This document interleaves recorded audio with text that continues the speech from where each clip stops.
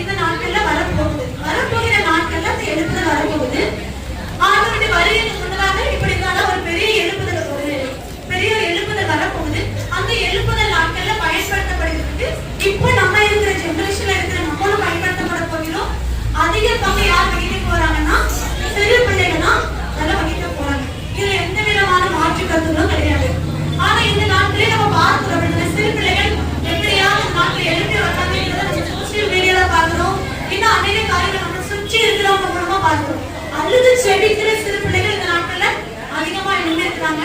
இன்னும் சிறு வயதிலேயே அபிஷேகம் வச்சு அந்நிய பாஷை பேசுகிற அநேக ஜனங்கள் இருக்கிறாங்க. இன்னும் மெசேஜ் கொடுக்குற அநேகரை கத்த நாட்கள் என்ன செஞ்சிருக்காங்க, எழுப்பிக்கிட்டே இருக்காங்க. அப்படிப்பட்டதான ஒரு முக்கியமான நாட்களுக்குள்ள நம்ம வாழ்ந்துருக்கோம். இந்த நாள்ல கூட யோசி பாத்தீங்களா, எத்தனை பேருக்கு ஒரு பிரயோஜனமா இருந்துச்சு? உண்மையா பிரசன்ஸா உணர்ந்தீங்களா? கத்த சொல்லிட்டாங்க, பாலகன் வாயினால் துதி உண்டாக பண்ணிக்கிறது தேவன் அப்படிங்க. துதி உண்டாக பண்ணி அதன் மூலம் கத்த ஒரு கூட்ட ஜனங்களை ஆயத்தம் பண்ண போகிறாங்க. இன்னொரு வாக்குத்தத்தம் கொடுத்திருக்கு பைபிள். என்னன்னா சிறு பிள்ளைகளை குறித்து ஒரு வாக்குத்தத்தம் கொடுத்திருக்கு. என்ன வாக்குத்தத்தம் கொடுத்திருக்குன்னா, கடைசி நாட்களில் நான் மாம்சமான யாவர் மேலே நாவியை ஊற்றுவேன். அப்போது சிறு பிள்ளைகளுக்கு என்ன கொடுத்துக்கிறாங்க, உங்கள் குமாரரும் உங்கள் குமாரத்திகளும் தீர்க்க தரிசனம் சொல்வார்கள் என்று சொல்லி வேதவசனம் சொல்லியிருக்காங்க. வரக்கூடிய நாட்கள்ல சிறு பிள்ளைகள் வாயினால தீர்க்க தரிசனம் பிள்ளைங்க உரைக்க போறாங்க. அப்படிப்பட்ட நாட்களுக்குள்ளதாக நம்ம என்ன கடந்து வரும். அதுக்கு நம்ம என்ன செய்யணும்? பெற்றோராகிய நீங்களும் நானும் என்ன செய்யணும்? பிள்ளைகளை இன்னும் வைராக்கியமா நம்ம எழுப்புகிறதுக்கு பிரயாசப்படணும். பிள்ளைகளை உலக காரியங்களை நீங்க ஈடுபடுத்தலாம். உலக காரியங்களும் வேணும், படிப்பு முக்கியம். ஆனா எல்லாவற்றுக்கும் மேலாக எது முக்கியம்? தேவனை பற்றி அறிகிற அறிவு, தேவனை குறித்ததான ஒரு பயம், ஒரு பரிசுத்த நாட்கள்ல நமக்கு கட்டாய தேவை. அப்படித்தானே? அப்போ அதுக்கேற்ற பாதையில நடத்துகிறதுக்கு பெற்றோராகிய நீங்க அதிகமா என்ன செய்யணும்? சப்போர்ட் பண்ணி பிள்ளைகளை அதிகமா நீங்க பிரேயர்ல நடத்தணும். ஒரு வசனம் கூட கொடுத்திருக்கல பைபிள்ல, பெற்றோர்கள் எப்படி பிள்ளைகளை நீங்க நடத்த சொல்லி. நீங்க நடக்கும் போதும் படித்திருக்கும் போதும் யாரை குறித்து பேசணும்? ஆண்டவரை குறித்தும் வசனத்தை குறித்தும் பிள்ளைகளுக்கு நீங்க போதிச்சுக்கிட்டே இருக்கணும்னு சொல்லிட்டு என்ன சொல்லியிருக்குது? வேதத்துல சொல்லியிருக்கு. அப்போ நம்ம இந்த நாட்களை நம்ம எதை பத்தி பிள்ளைகளுக்கு சொல்லி கொடுத்துருக்கோம்? உலக காரியங்களை குறித்து அதிகமா நீங்க வீட்டுல பேசுறீங்களா, இல்ல கத்தரை குறித்ததான காரியங்களை பேசுறதுனால நம்ம அதிகமா பேசுறோமா என்பதை நம்மளே நாமளே இந்த நாட்கள்ல ஆராய்ந்து பார்க்க அழைக்கப்பட்டிருக்கிறோம். சரிங்களா?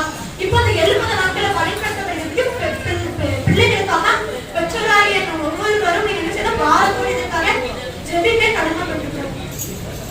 5 பேருக்கு போல எவ்வளவு அற்புதங்கள் அடையாளங்கள் நடந்துச்சோ அதே காரியங்கள் வரக்கூடிய எழுப்புதல் நாட்கள்ல ஏசப்பா நம்ம திருச்சபை பிள்ளைகள் மூலமாக அப்படிப்பட்ட அற்புதங்கள் அடையாளங்கள், துதிக்கிற சந்ததிகளை, ஜெபிக்கிற சந்ததிகளை, மன்றாடி ஜெபிக்கிற சந்ததிகளை கர்த்தர் இந்த நாள்ல எழுப்ப போறாரு.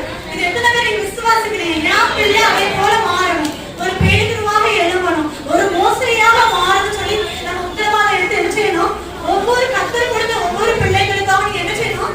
பாரப்பட்டு ஜெபிக்க வேண்டியது இந்த நாள்ல நம்மளுடைய கடமை. கர்த்தர் உங்களை நம்பிதான் குழந்தையை கொடுத்துருக்காங்கல்ல, அந்த குழந்தைக்கு ஒழுங்கான பிரகாரம் நீங்க வளர்க்கலன்னா அதுக்குள்ள பதில் நீங்க என்ன செய்யணும்? நியாயத்திற்கு நாள்ல கண்டிப்பா பதில் சொல்லிதான் ஆகணும். சரிங்களா?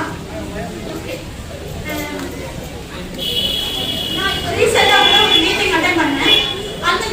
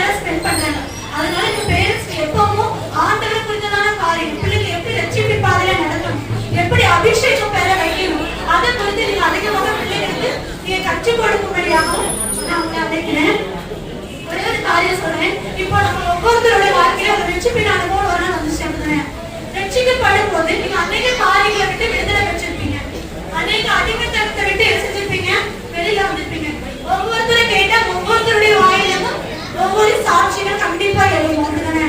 அப்போ நம்ம நிறைய காரியங்களை கடந்து வந்திருக்கோம்ல. அப்போ சில நேரம் நம்ம யோசிப்போம், இவ்வளவு வருஷத்தை நான் வேஸ்ட் பண்ணிட்டேனே, இத்தனை வயசுல கூட நான் ரட்சிக்கப்பட்டேன், இத்தனை வருஷத்தை நான் வேஸ்ட் பண்ணிட்டேனே, இதெல்லாம் ஒரு தப்புன்னு எனக்கு தெரியாது, இதெல்லாம் எனக்கு ஒரு பாவம் தெரியாது அப்படின்னு சொல்லிட்டு கூட நம்ம என்ன செஞ்சிருப்போம். அன்னைக்கு நம்ம நினைச்சிருப்போம், இந்த சத்தியம் எனக்கு முதல்ல கிடைச்சிருச்சுன்னா நான் அப்பவே ஆண்டதுக்காக வைராக்கியமான எழுப்பியிருப்பேனே அப்படின்னு கூட நம்ம என்ன நினைச்சிருப்போம் கண்டிப்பா. ஆனா நீங்க அதான் நீங்க என்னைக்கு பிள்ளைகளுக்கு சொல்லணும்னு நீங்க நினைக்கிறீங்க? ஒருவேளை பெரிய பிள்ளைங்களை ஆனதுக்கு அப்புறம் சொல்லலாம் நினைக்கிறீங்களா? நீங்க அப்படி வெயிட் பண்ணிக்கிட்டே இருந்தீங்கன்னா கண்டிப்பா பிள்ளைங்க நம்ம செய்த தவற பின்னாடி ஃபியூச்சர்ல பிள்ளைங்க என்ன செய்வாங்க, கண்டிப்பா செஞ்சுருவாங்க. நம்ம எல்லாம் விடுதலை பெற்றோமோ அதை நீங்க அப்படியே டீப்பா சொல்ல வேண்டாம். பேசிக்கா இந்த ஏஜ்ல என்னென்ன காரியங்கள் வரும் அதை நம்ம எப்படி மேற்கொள்ளணும், என்ன செய்யலாங்கிறத என்ன செய்யணும், பேரண்ட்ஸ் ஆகி நீங்க பிள்ளைங்களுக்காக நீங்க கேட்டு அதுக்காக நீங்க செஞ்சுக்கணும். கண்டிப்பா அப்பதான் பிள்ளைங்களுக்கு அதை சொல்ல போது மாற்றம்தான் பிள்ளைகள் அதுல இருந்து விடுதலை பெற முடியும், கத்தலுக்காக இருக்க முடியும். நான் கூட சொல்றேன், ஏன் நான் வந்து பிறந்ததுலேயே கிறிஸ்டியன் தான், சிஎஸ்ஐயா தான் இருந்தேன். ஆனா என்ன ஆவிக்குரிய உணர்வுல எனக்கு என்னன்னு தெரியாது. ஏதோ சபைக்கு போவோம், எல்லா ஆராதனையிலும் கரெக்டா கலந்துப்போம். சிஎஸ்ஐல பொறுத்தவரை அப்படிதான், எந்த ப்ரோக்ராமும் என்ன செய்ய மாட்டோம், மிஸ் பண்ண மாட்டோம். ஆலயத்துல ஒரு ப்ரோக்ராமா மீட் பண்றோம், எதுனாலும் கொண்டாடி இருப்பேன் நான். ஆனா ஆண்டவருடைய அன்பை ருசி பார்த்தது இல்லை, அந்த உறவுக்குள்ள நான் வந்தது இல்லை. ஆனா என்னைக்கு நான் ரட்சிக்கப்பட்டேன்